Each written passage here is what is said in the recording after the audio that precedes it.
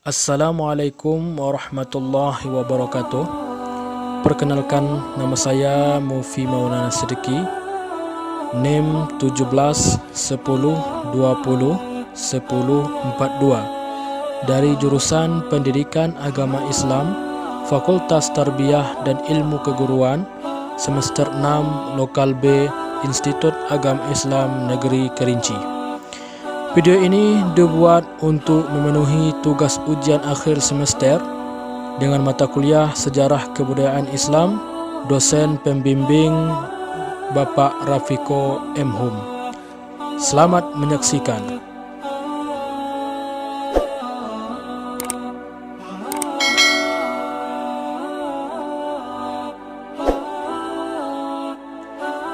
Baiklah, saya akan menjelaskan tentang bagaimana pendidikan di lingkungan saya pada masa pandemi COVID-19 atau virus corona. Jadi sebelum itu saya menjelaskan tentang apa itu virus corona. Virus corona merupakan keluarga besar virus yang menyebabkan penyakit ringan sampai berat seperti common cold atau Vilek, dan penyakit yang serius seperti MERS dan SARS.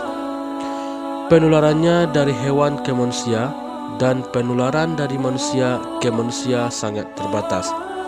Untuk 2019 nCoV atau COVID-19 masih belum jelas bagaimana penularannya. Diduga dari hewan ke manusia karena kasus-kasus yang muncul di Wuhan semuanya mempunyai riwayat kontak dengan pasar hewan Wuhanan. Seperti apa tanda-tanda virus ini atau gejalanya? Gejalanya adalah demam, lebih kurang sekitar 38 derajat Celcius tinggi panasnya, batuk, sesak napas yang membutuhkan perawatan di rumah sakit.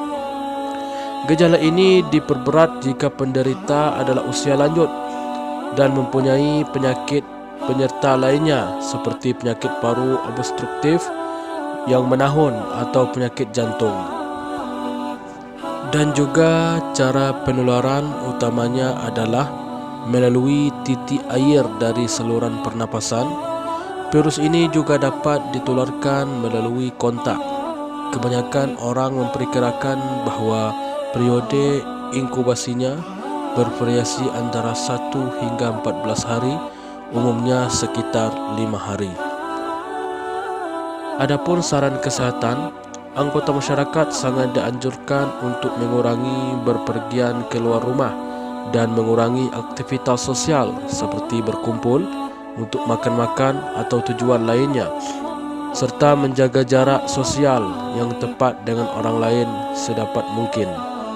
Senantiasa menjaga kebersihan pribadi dan lingkungan secara ketat adalah hal penting dalam melindungi diri dari infeksi dan mencegah penyebaran penyakit di kalangan masyarakat. Dan dianjurkan menggunakan masker saat naik transportasi umum atau berada di tempat keramaian.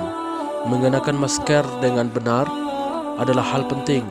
Demikian juga menjaga kebersihan tangan sebelum mengenakan dan setelah melepaskan masker. Hindari menyentuh mata, mulut dan hidung. Menjaga kebersihan tangan secara sering, terutama sebelum menyentuh mulut, hidung atau mata, sebelum makan, setelah menggunakan toilet, setelah menyentuh instalasi umum seperti pegangan tangan atau pintu, atau ketika tangan berkontaminasi oleh cairan pernapasan setelah batuk atau bersin. Tutup mulut dan hidung dengan tisu saat bersin atau batuk. Buang tisu kotor ke dalam tempat sampah berpenutup, lalu cuci tangan hingga bersih. Cuci tangan dengan sabun cair dan air dan gosok setidaknya selama 20 detik. Kemudian bilas dengan air dan keringkan dengan handuk atau kertas sekali pakai. Saat tangan bersih, jangan menyentuh keran air lagi secara langsung, misalnya menggunakan tisu untuk melapisi keran sebelum mematikannya. Jika fasilitas mencuci tangan tidak tersedia atau ketika tangan tidak tampak kotor, Bersihkan tangan dengan 7 hingga 80% handrub berbasis alkohol adalah alternatif yang efektif. Itulah tentang virus corona dan cara pencegahannya dan juga saran dari kesehatan. Selanjutnya saya membahas tentang pendidikan. Pendidikan merupakan proses pengalihan pengetahuan secara sadar dan terencana untuk mengubah tingkah laku manusia dan mendewasakan manusia melalui proses pengajaran dalam bentuk pendidikan formal, non-formal, dan informal. Pendidikan juga merupakan suatu hal yang sangat penting dan tidak dapat dipisahkan dalam kehidupan berbangsa dan bernegara. Maju mundurnya suatu bangsa akan ditentukan oleh maju mundurnya pendidikan dari suatu bangsa tersebut. Adapun fungsi pendidikan, menurut Undang-Undang Nomor 20 Tahun 2003 tentang Sistem Pendidikan Nasional dikemukakan bahawa fungsi pendidikan iaitu pendidikan nasional berfungsi mengembangkan kemampuan dan membentuk watak serta peradaban bangsa yang bermartabat dalam rangka mencerdaskan kehidupan bangsa, bertujuan untuk berkembangnya potensi peserta didik agar menjadi manusia yang beriman dan bertakwa kepada Tuhan Yang Maha Esa, berakhlak mulia, sihat, berilmu, cakap, kreatif, mandiri, dan menjadi warga negara yang demokratis serta bertanggungjawab. Adapun keadaan pendidikan di lingkungan saya, pada saat ini sekolah seluruhnya pada libur, tidak ada yang belajar atau bertatap muka di sekolah. Mungkin ada guru-guru saja, hanya 1-2 orang saja yang pergi ke sekolah, mungkin ada hal-hal yang penting.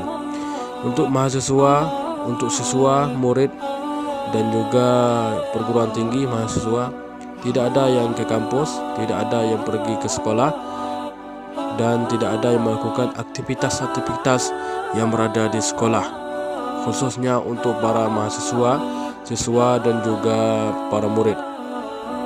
Dan mereka dituntun untuk belajar di rumah masing-masing. Dan ada juga yang belajar online dari HP, bertatap muka melalui aplikasi Zoom, terutama para mahasiswa yang melakukan hal tersebut. Sedangkan untuk SD, pendidikan pada SD, nampaknya tidak ada guru memberikan tugas dan belajar online tidak ada juga. Bahkan mereka pada saat ini, sesuai yang saya lihat, mereka hanya bermain saja di luar rumah. Dan juga untuk siswa baik dari SMP atau MTS, SMP, MTS, MAN dan juga SMA, nampaknya juga begitu. Mungkin hanya beberapa hari saja mereka melaksanakan sekolah online atau belajar online melalui HP atau aplikasi Zoom, dan mereka tidak ada belajar seperti biasa di belajar online tersebut. Mereka hanya diberikan tugas, hanya tidak seberapa, cuma hanya sedikit. Itulah yang saya lihat pada saat ini keadaan pendidikan pada masa pandemi COVID-19 yang ada di lingkungan saya. Demikianlah pembahasan dari saya tentang virus corona, tentang pendidikan dan keadaan pendidikan pada masa pandemi COVID-19 di lingkungan saya. Jika terdapat kesalahan, mohon dimaafkan. Billahi taufiq wal hidayah. Wassalamualaikum warahmatullahi wabarakatuh.